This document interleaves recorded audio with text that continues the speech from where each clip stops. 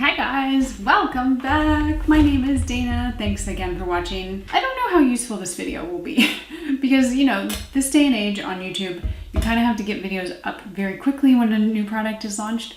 But at the same time, I really think it's beneficial when people spend some time with the product and get to know it. And the product that we're talking about today is the Saie, I don't know what it's called. What's it called? Glowy Super Skin Foundation. This product has put me through the ringer and we're going to talk about why. But I think if you could tell from the video, it's about like, how do I make this foundation work? And you know what, spoiler alert, I don't know if I have found a way, but I found maybe like the best way that it can work. So hopefully this video will either help you be able to wear it if you already have it. Maybe you'll pick it up after watching this, I'm not sure why, but and maybe you're just watching it to zone out because that's what I do with YouTube. So if you don't mind subscribing, that would be great. Like this video and we'll just jump right in.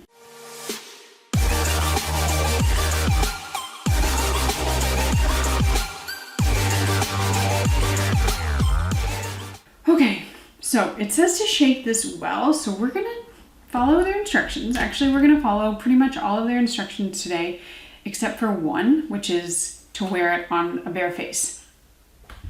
Why? What brand does that? Especially a brand that kind of is focused on skincare and like skincare-like products. They're gonna try to tell you that you should not wear sunscreen underneath. Like, I don't like that. So yes, that's my first kind of qualm. A lot of their packaging and their messaging and everything was saying like, put it on a dry face, no skincare, which okay, I get that somewhat because it's supposed to have a lot of skincare in it. But I don't think that like they should be saying without sunscreen because people are already not the greatest about sunscreen. And I think you should always wear sunscreen. If a product doesn't work with like the most basic sunscreen, it's probably the product's fault, not the sunscreen. Not always, but in this case, like it needs to work with your life, not the other way around. I've been testing this for weeks now and I've tried it so many different ways. I have wasted a lot of time and products and washing of my face because I could not get it to work, but I think I've kind of figured out the best way to do it. So I'm not going into the specs on this. I'm not really like going through a full wear test or review on it. It's more like how can you make this work if you have it? So if you are interested in like how much it costs and all that, you can find it on Sephora or on their website, which I will link below. I think it's pretty expensive though, if I remember correctly. It's like $40, so it should just work for you. Anyway, I have the shade B340. Don't love the shade. Oh wait, is the shade 9? Yes. I don't love the shade, but that's kind of what I got.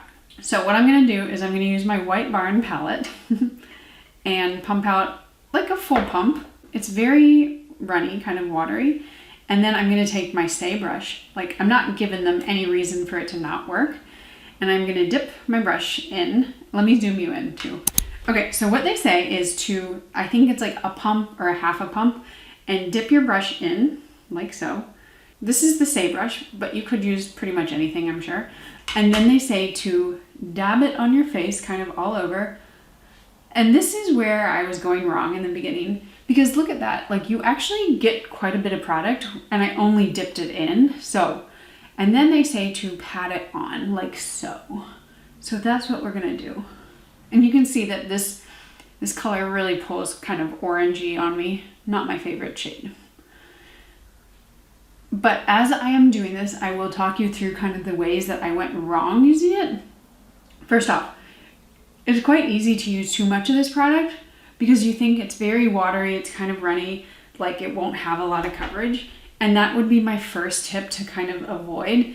Do not use too much. You can always, well, can't really layer it that well, but I would say that when you use too much, it looks like absolute garbage. So go in with just maybe a little bit. If you're pumping it directly on, don't pump it all the way down. If you have a palette or the back of your hand, just go in with a little. And then they say to kind of dab it on like so. I don't love this method, but I'm trying to do what they say. And this is where I feel like it takes the most amount of work, because if you're really dabbing it like this, it just takes a while. And kind of my instinct is to go in for a little bit more on areas that I want to build up, but I'm going to caution you and myself from doing that. So let me finish doing this and then I'll come back. So the next thing that I like to do is I take a beauty sponge. This one is pretty damp. Gotta make sure it's not too damp. And then after I have only dabbed it, I'm not blending, I'm not like swiping, I'm not doing anything like that. I kind of go in very lightly just to make sure that any areas that had kind of any streaks or whatnot are blended out. I do this with a lot of foundation products, so this is not a crazy step. Okay, and that's it. It's simple, but also kind of like convoluted. If you use too much product, that is the one thing that I would caution you against. Don't use too much. It's tempting because you want to, and maybe you don't, but I want to, because there are places where, like, now that I've used the sponge, kind of picked up a little bit of the pigment and coverage on my cheeks. Okay, not a big deal. What I'm gonna do is I'm gonna go in with a concealer after, because this product's just not easy, and it's not meant for covering or layering, whatever the word is, and it's a tricky stepchild. I don't know why that's the word, but I'm gonna use it. So at this point, it looks pretty nice. It looks glowy. If you get up close, it's kind of a little bit more imperfect, but from a distance, it doesn't look too terrible. I have found that I have dry patches that I did not know about. So like, what? My upper lip, I didn't know I had a dry patch there. My nose kind of looks terrible. And overall, it's just, even though I've made it work, it doesn't look great. This area is where I do have dry patches from some sun damage, and this area looks not great right now. So it doesn't feel heavy, that's the nice thing, but it looks heavy, which is why I say don't use too much. And then when you're looking at your face kind of up close, you feel like it's sitting on top of your skin. It has not sunken in. I've used it with absolutely no skincare, no sunscreen, with skincare, with everything, like different types of sunscreens. It's not about what you necessarily layer it over, it's about how much you apply. And then I think the dabbing, so going like this versus either blending or swiping, I would say always just dab. So that's kind of the basics of it. What I'm gonna do now is I'm gonna speed through just putting on the rest of my makeup. It's nothing crazy, but you will see if you do want more coverage, my suggestion is just to go in with your concealer. That's kind of the best way that I found it works, and you can give yourself a little bit more coverage that way. So we'll go speed through this, and then I will check in at the end of the day.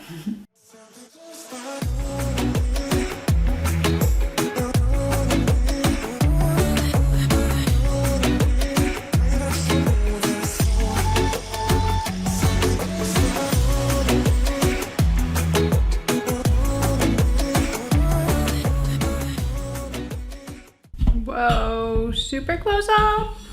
Also, what's going on?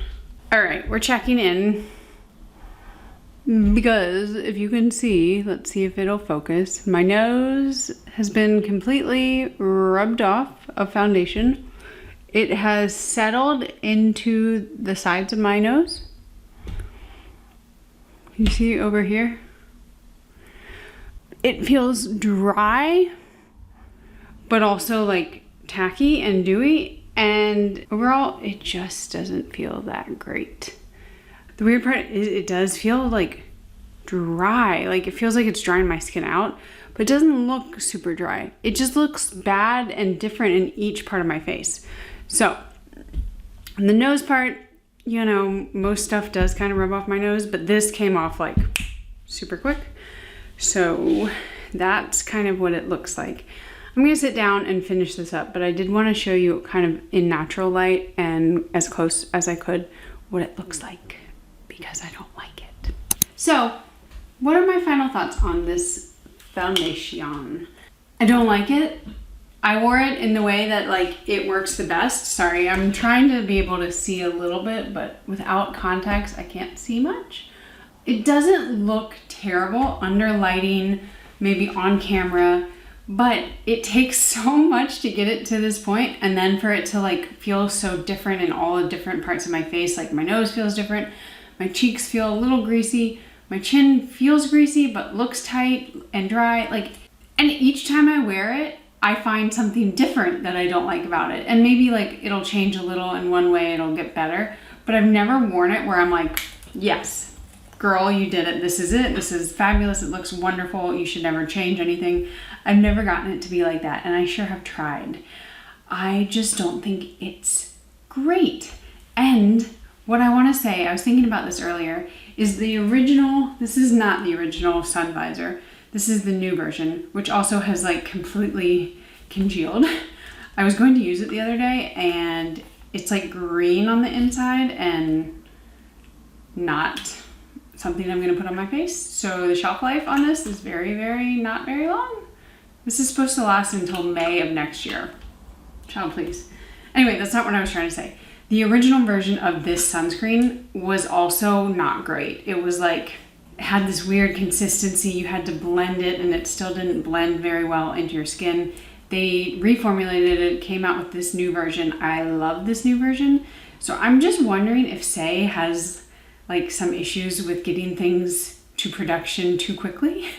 I think like their brand is kind of hit or miss on a lot of things. And I know people love a lot of their stuff nowadays, but I remember watching videos a few years back where people were like, what is this brand even? So that's kind of my thinking, is that not a lot of people are going to like this. Not a lot of people are going to find ways that they can wear it seamlessly and easily. And they're going to take it off the market in a year or two, and they're going to reformulate it, and they're going to come back and it may be better. I think that's a waste of my money, your money, our time, all of it. Just come out with a formula that's better and like wait a year if it takes longer to formulate. But anyway, so do I recommend it as a foundation? Absolutely not. I don't know why I bought it. It was just kind of like one of those things where like the skincare, the brand, all of it, it seemed so good. And I was hearing pretty bad reviews. So I was like, I feel like I want to test this. But this is actually one of the few products that I'm going to return. And I say that like no qualms about it, no issues. I just can't envision ever wanting to wear it because it takes so much work. And I've reached out to Saie. They have not responded because I don't know, their customer service is not great, maybe. And I will be returning it. So I think that gives you my opinion and my like final thoughts on it. You know, I'm not going to talk forever. I just don't recommend it in any way, shape, or form. And you could buy lots of other foundations or skin tints that do a much better job for a lot less hassle. So with that said, I will see you guys in the next one. Thanks again for watching.